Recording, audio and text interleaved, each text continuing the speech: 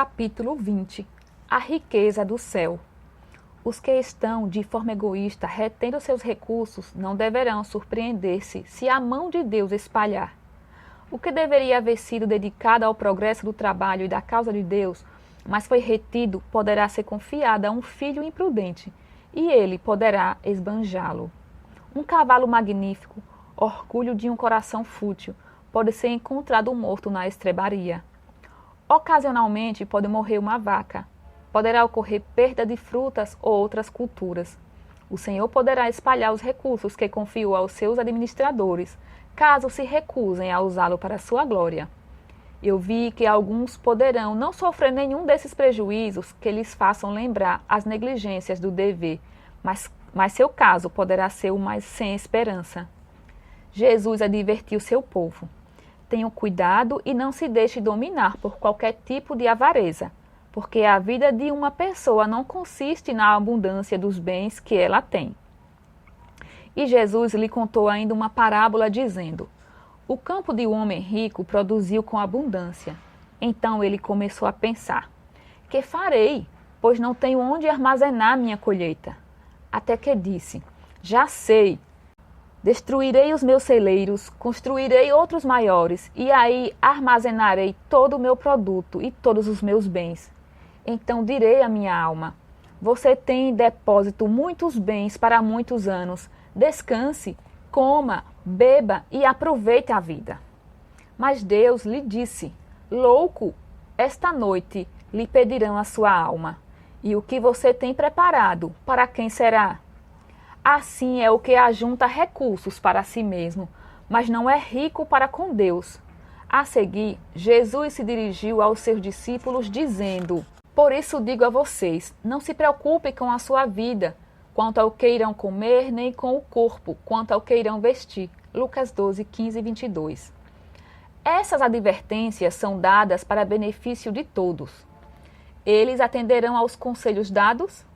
Darão ouvidos a essas impressionantes ilustrações do nosso Salvador e evitarão o exemplo do rico tolo? Ele tinha em abundância. Assim, há muitos que professam crer na verdade e estão repetindo o caso do pobre homem, rico e tolo. Ah, se pudessem ser sábios e sentissem as obrigações que sobre eles se repousam para utilizarem as bênçãos que Deus lhe dá em benefício dos outros, ao invés de torná-las uma maldição. Deus dirá a esses como ao rico da parábola: louco. As pessoas agem como se estivessem desprovidas de sua razão. São esmagadas pelos cuidados desta vida. Não têm tempo para dedicar a Deus, nenhum tempo para servi-lo. Trabalhar, trabalhar, trabalhar é a ordem do dia. De todos os que os cercam, é requerido trabalhar sob alta pressão para cuidar das grandes fazendas. Derrubar e construir maiores celeiros é a sua ambição, para que possam ter onde aplicar seus bens.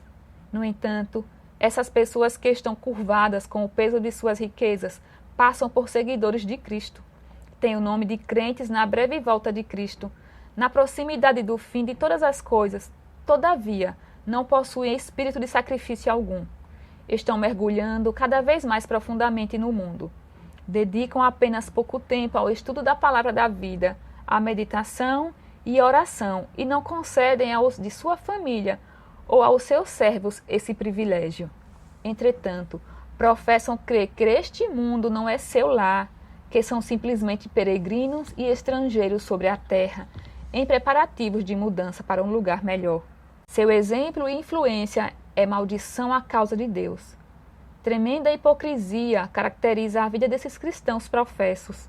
Amam a Deus e a verdade tanto quanto suas obras mostram e não mais.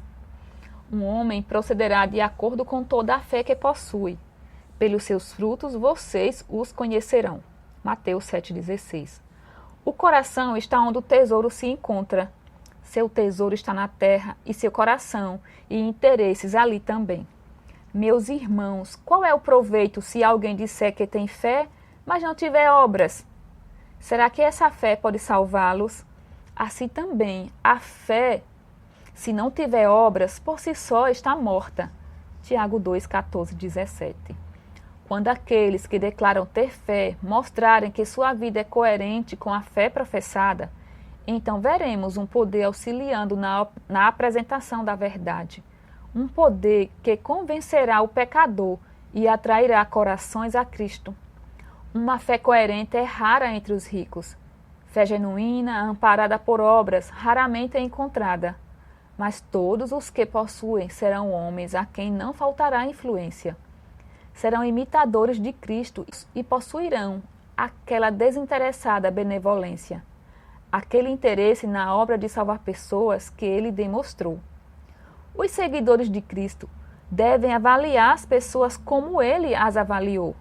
Suas afinidades devem estar com a obra de seu querido Redentor e devem se esforçar para salvar a aquisição de seu sangue, seja qual for o sacrifício. O que é o dinheiro? O que são casas e terras em comparação com uma só alma?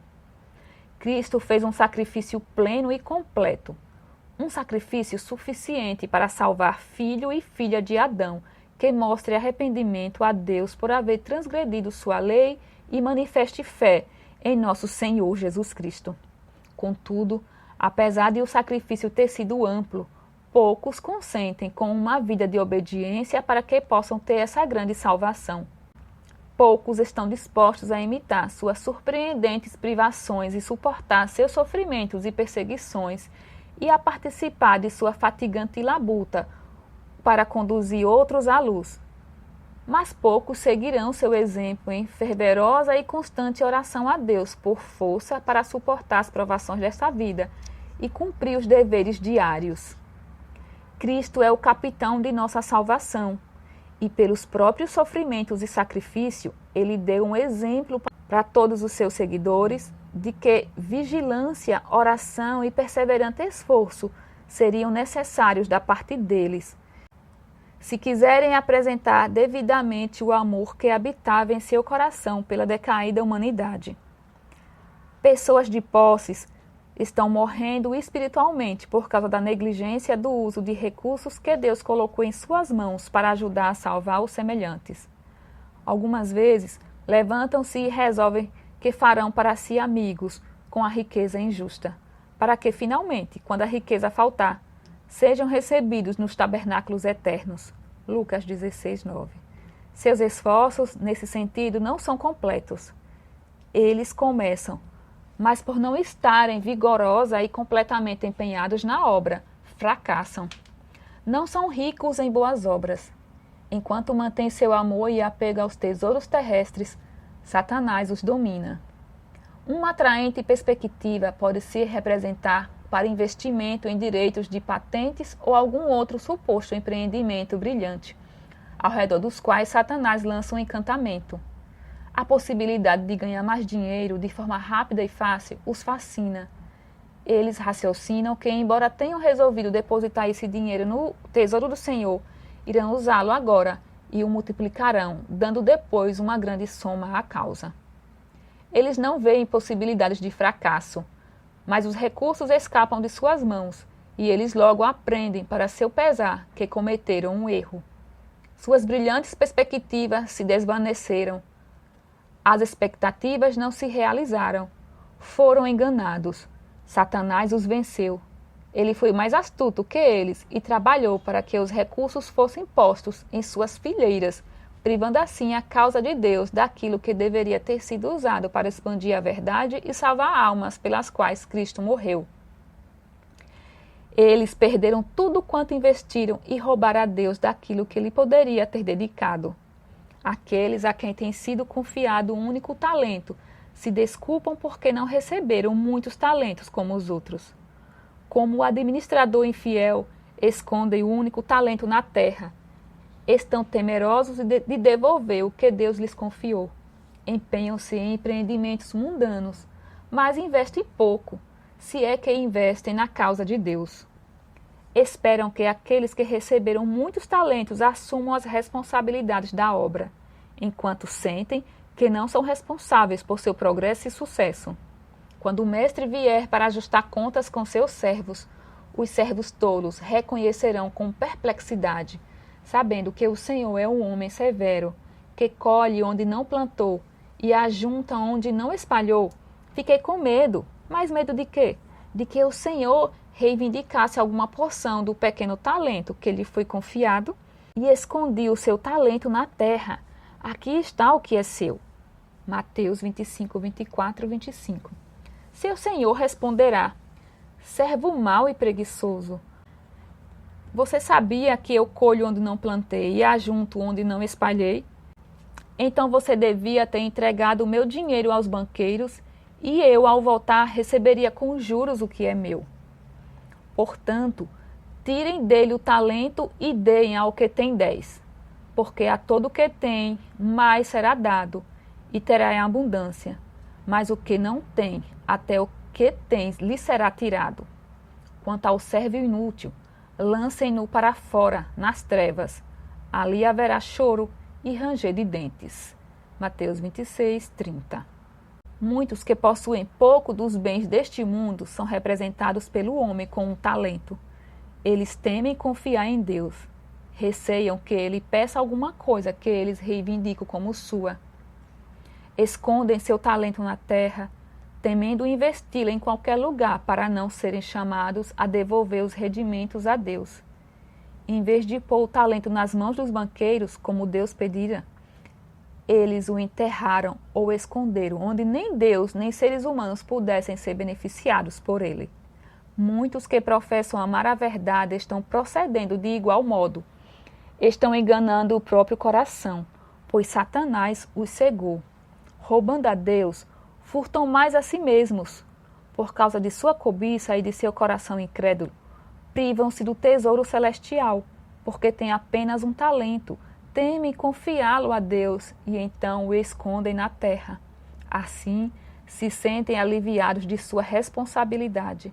Eles gostam de ver a verdade progredir, mas não cogitam que são chamados a praticar abnegação e auxiliar a obra mediante seus esforços pessoais e recursos, embora não possuam grandes somas. Todos devem fazer alguma coisa. O caso da viúva que deu as suas 2 moedas está registrado para o benefício de outros. Cristo a elogiou pelo sacrifício que fez e chamou a atenção dos discípulos para a sua ação. Em verdade lhes digo que esta viúva pobre deu mais do que todos, porque todos esses deram como a oferta daquilo que lhes sobrava. Esta, porém, da sua pobreza deu tudo o que possuía, todo o seu sustento. Lucas 21, 3, 4. Cristo considerou sua dádiva mais valiosa do que as grandes ofertas dos mais abastados. Estes deram de sua abundância. Não sentiram a menor privação por causa de suas ofertas. Mas a viúva absteve-se mesmo do necessário para viver, a fim de oferecer sua pequena oferta. Ela não podia ver como suas carências futuras seriam supridas. Não tinha marido para prover-lhes as necessidades. Quando Cristo vier, e com ele está a recompensa, retribuirá a cada um segundo as suas obras. Apocalipse 22, 12.